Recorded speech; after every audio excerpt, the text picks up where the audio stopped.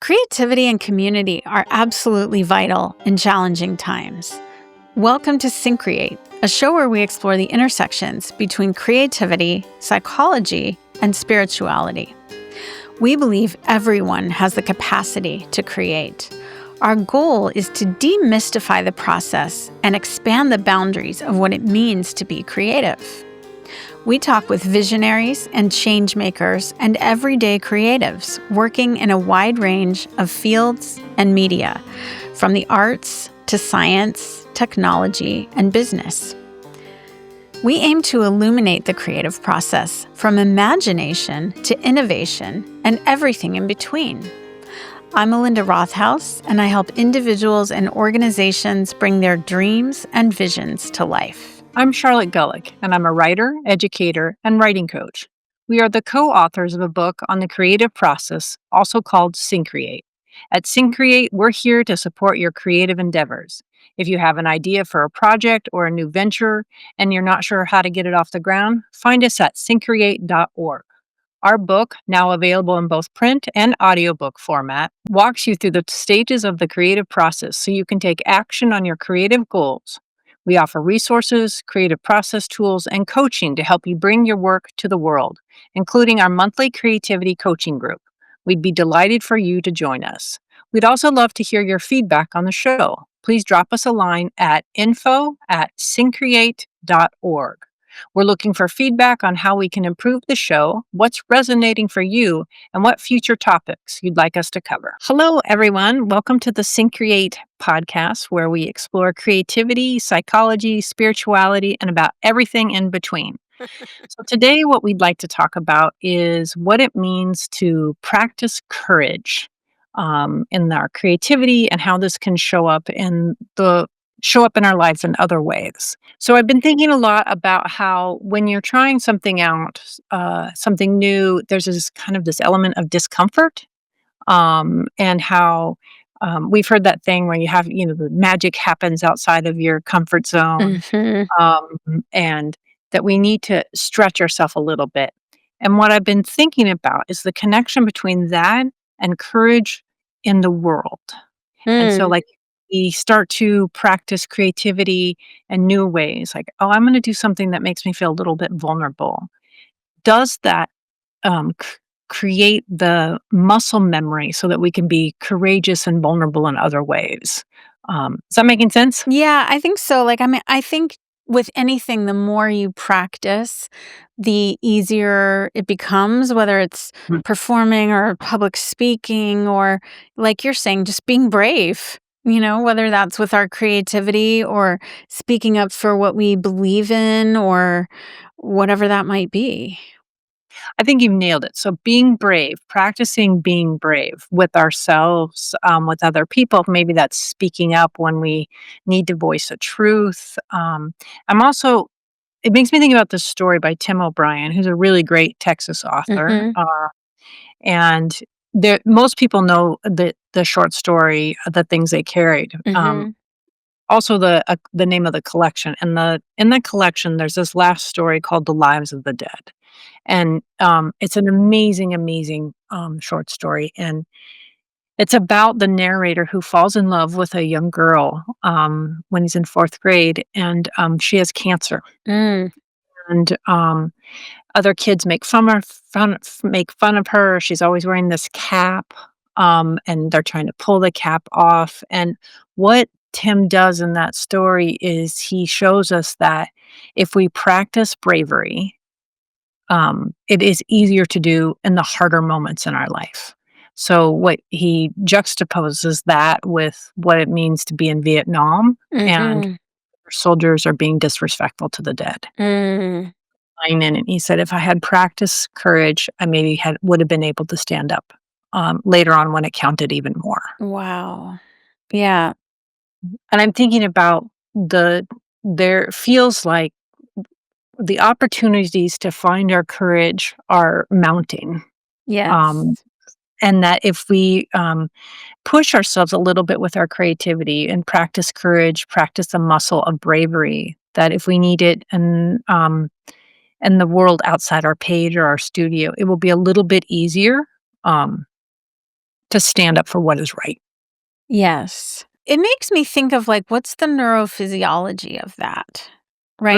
So Mm. we talk about Mhm. neuroplasticity and we have our habitual patterns, which are the neural pathways that are well worn. And practicing being brave, it's like any other habit or skill that we're trying to develop. It requires creating new pathways. And then again, the more we do it, the more they become familiar or easy, right? Yeah, It's like, but yeah. we have to train ourselves just like we would Absolutely. in any other, like working out or whatever it might be. Well, and it makes me think about I did this summer school program, when I was in high school, and I had an '80s asymmetrical haircut and was super shy, and, people thought they would say hi to me, and I wouldn't hear it. Like, I didn't Mm. believe people would speak to me, so they didn't think I Oh. spoke English. Oh, Um, wow. they thought I was a foreign exchange student from France, I guess Oh, 'cause of my hey. I don't um and, like, if you would have told that person who thought people would were that people wouldn't say hi to her, like, that what I did yesterday when I was at this summit educational summit at Vassar, where there's the former undersecretary of education under Obama and Biden and, 2 heads of foundations, like, I was one of the speakers at that event. And so Amazing. thinking about, like, the incremental ways that we build courage. Yes. Yes, and it makes me think about, I've spoken about this before on this show, but when I was a kid, I was quite quiet and shy also, but I really wanted to sing. But it was hard. It didn't Yeah. come like I liked the singing part, but the getting up in front of people part, like I would Mhm. literally shake and my face would turn bright red. But for some reason, I pushed through that because I really wanted to do it. And again, over time, the more I would get up in front of people and perform, now it's almost second nature, you know? But it's a long journey. It It's doesn't a very happen long overnight. mhm. Right. Yeah. And I just feel like I wanna be, a person who, because we are in history now. Yes. I think that's the part, like, well, if I had been alive during those times, I would have been one of those people on the right side of history. But we have the choice now to be on the right side of history. And for me, I'm just really feeling that link between bravery with creativity and bravery in the world. What does it mean to stand up for people who, um, when I maybe the stakes aren't so high for me because of the way that they look or my citizenship status or those different things. So I'm just you know I'm really thinking about how important the creative process is in teaching us bravery. Yeah, absolutely. And I think that's one of the reasons that we do this show, Mhm. right? To kind of put that out there into the world, right? Something positive and something empowering that people might be able to benefit from. Well, I'm getting this idea like when we practice creativity, we're standing up for ourselves. Yeah. Yeah, because our creativity is connected to our vital life force and our fundamental capacities of being human, right? And so to honor our creativity is to honor our authenticity and like truly embrace who we are. And sometimes that means going against the grain of society or what people think we should be doing with ourselves or whatever. And I think the other part of it is that it is um, forces that be count on people staying afraid. Yeah. And so practicing bravery in small and large ways is key to resistance.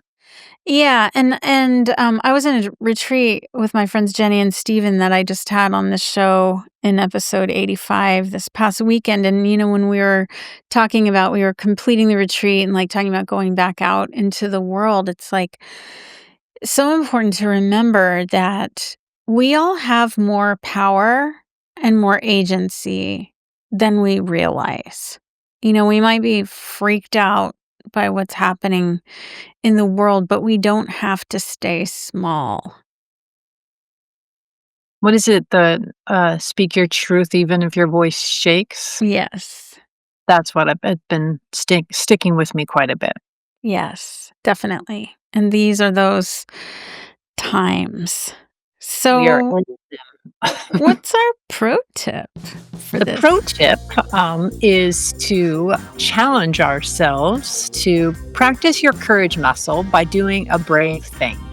So, what is brave can vary so wildly from person to person. But here are some examples: talk to a stranger, share a morsel of your work. Maybe it's one line. You're like, I've written a new short story, and I've never shared any of my writing with anyone, and so will you listen to one line? Um, Tell someone how you feel, practicing vulnerability, because that's also key to creativity. Or if you're someone like me who would love to be able to sing, and I'll do it in odd, overblown ways, but like maybe I could hum and like, here I am. Like I would never sing a song. I'll do that nutty stuff. But maybe what I might do is hum in public. Just And a little that, thing.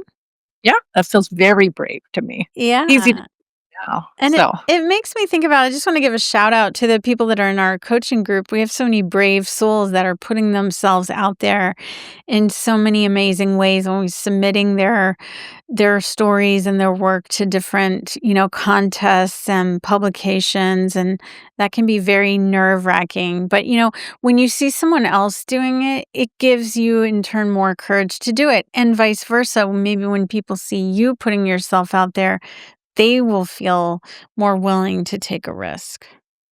I think another way of saying this is as we practice our creativity, courage begets courage. Yes. Creativity begets creativity. Beautiful.